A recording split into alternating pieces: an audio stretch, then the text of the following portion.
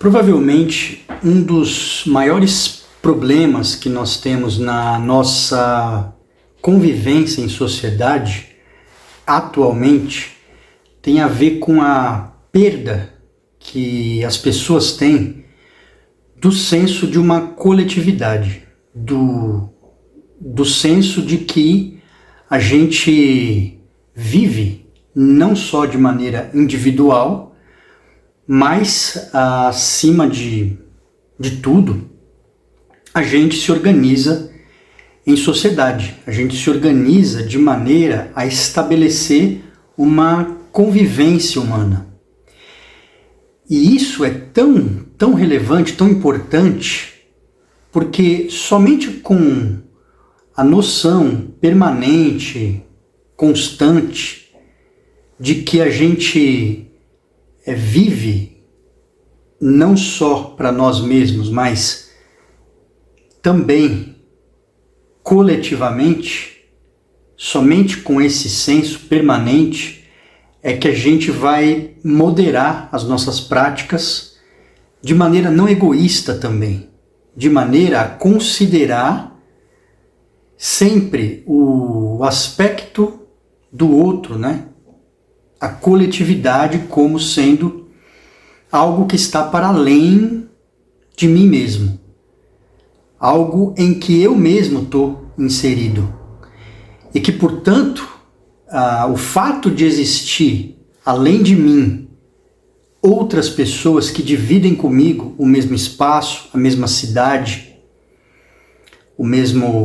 a mesma comunidade, faz com que as minhas ações também sejam dosadas de maneira a não ferir esse espaço coletivo, a não ferir o direito de existência, de mobilidade de outras pessoas.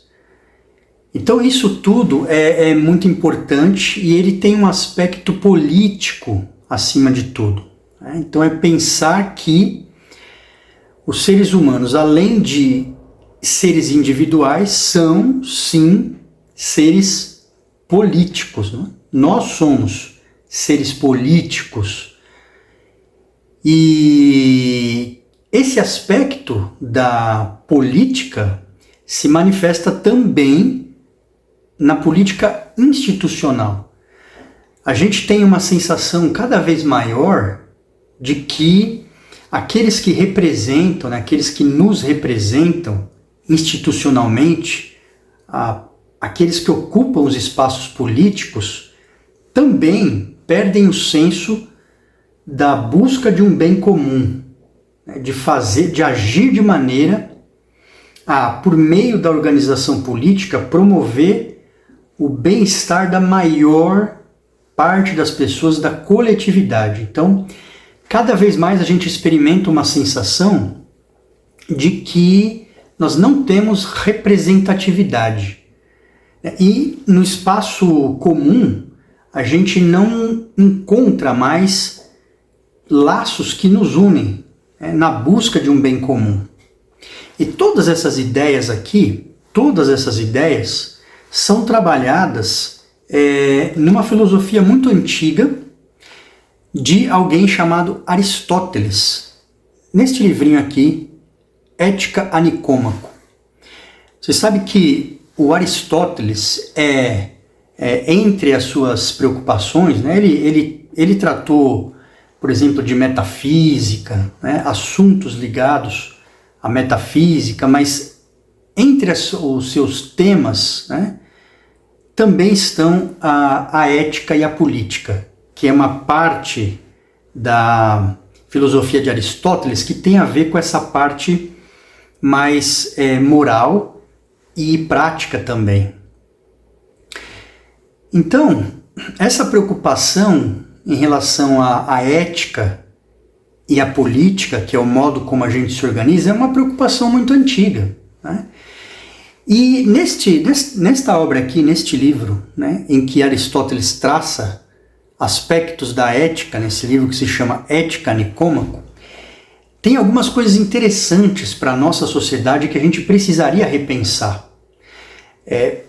Uma das coisas que ele trabalha aqui é nos lembrar que tudo que acontece, toda a nossa organização, toda a política, toda a arte, e até mesmo todas as ações humanas, tudo aquilo que a gente faz, tende a algum fim, alguma finalidade.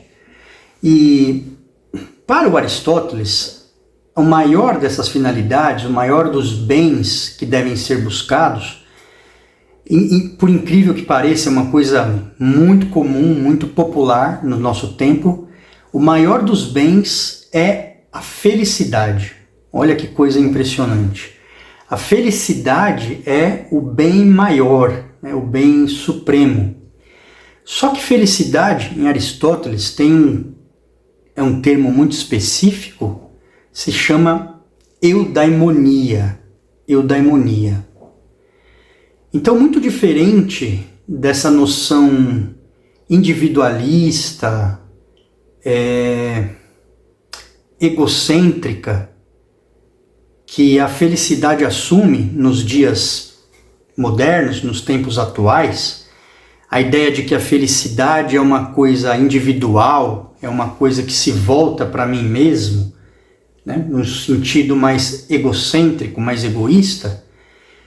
Em Aristóteles, eudaimonia, que a gente pode traduzir de uma forma assim muito imprópria até como felicidade, eudaimonia significa mais precisamente viver de acordo com a virtude ou com as virtudes.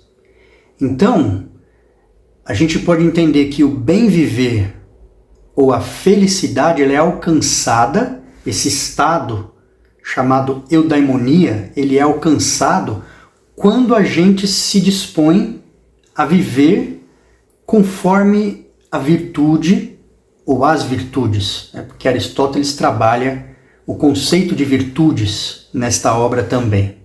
Tá?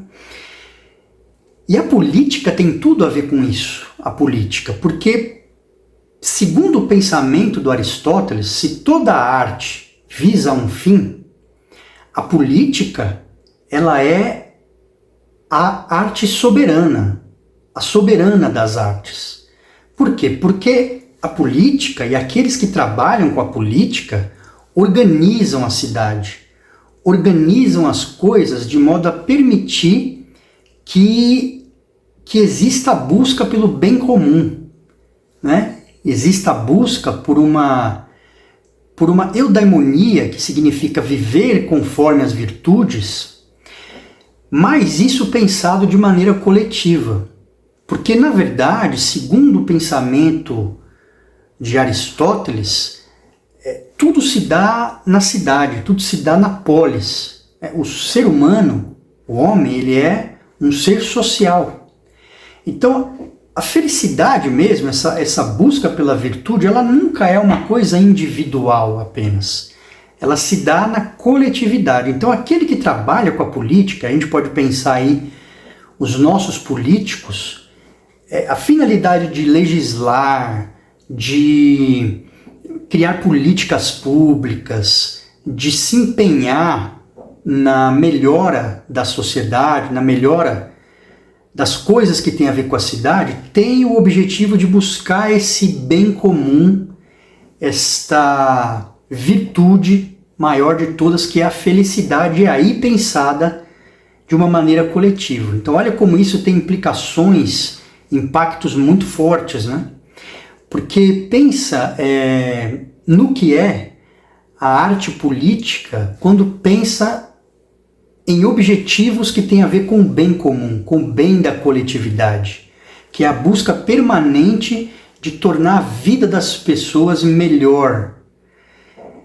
E isso está em plena decadência, não é? A gente percebe nitidamente que aqueles que nos representam parece que têm objetivos extremamente voltados para si mesmos ou para si próprio, né? Os políticos, ou ainda para suas próprias organizações. Então, quando a arte de governar, a arte de fazer política se transforma num projeto de manutenção de poder, de busca de poder e de manutenção de poder, que se volta sobretudo para as próprias organizações políticas, a gente tem uma ruptura, uma decadência, uma corrupção desse estado da arte política, que é o estado da busca permanente pelo bem comum. E, consequentemente, isso se manifesta também na sociedade. Leis mal elaboradas, a visão de que existe uma corrupção permanente faz com que as pessoas também se voltem para si mesmas, para o seu próprio ego. E essa noção de felicidade como eudaimonia, que é viver de acordo com virtudes e viver de maneira coletiva, vai se perdendo. Um outro aspecto importante, aí voltado para as pessoas da sociedade, para os cidadãos, é que para Aristóteles, a virtude, ela não é uma coisa pensada de maneira abstrata. A virtude se alcança fazendo. Ou seja, a virtude ela é uma coisa prática. Então, como nos diz aqui Aristóteles, né, ele fala o seguinte, olha, que quanto às virtudes, é fazendo que nós aprendemos as virtudes. Como, por exemplo, é construindo que os homens se tornam construtores. E é tocando a cítara que se tornam citaristas. Assim também é praticando ações justas que nos tornamos justos. E ações moderadas que nos tornamos moderados. E as ações corajosas que nos tornamos corajosos. Então veja que para Aristóteles, né, aqui, numa concepção que diferencia muito aquela ideia, né, aquela coisa de virtude como uma ideia, como um pensamento, diferentemente, né, daquele aspecto mais platônico, que aponta para cima, para o mundo das ideias, naquela famosa imagem, né, que você tem Platão apontando para o alto e Aristóteles apontando, né, tendo as mãos para baixo. Quer dizer o quê? Que Aristóteles tem uma preocupação com a prática, com as coisas desse mundo concreto. Então a filosofia de Aristóteles vai nos dizer que a virtude se alcança em concreto, não abstratamente, não no pensamento. Então o que isso tem a ver com ética, né? Tem a ver com o seguinte, que nós podemos pensar que são as nossas práticas, é a maneira como a gente se porta, é a maneira como a gente age na sociedade que indica se somos virtuosos ou não. Alguém será justo se agir com justiça. Alguém será moderado se agir com moderação. E assim sucessivamente. Então as virtudes são coisas práticas, não é? Que nós desenvolvemos ao praticar. Então eu acho isso um aspecto muito interessante, que nós aprendemos a ser pessoas virtuosas praticando a virtude. E um outro aspecto importante é que tudo isso tem a ver com a coletividade. E ainda pensar que aqueles que representam politicamente as pessoas agem numa esfera política que busca o bem comum.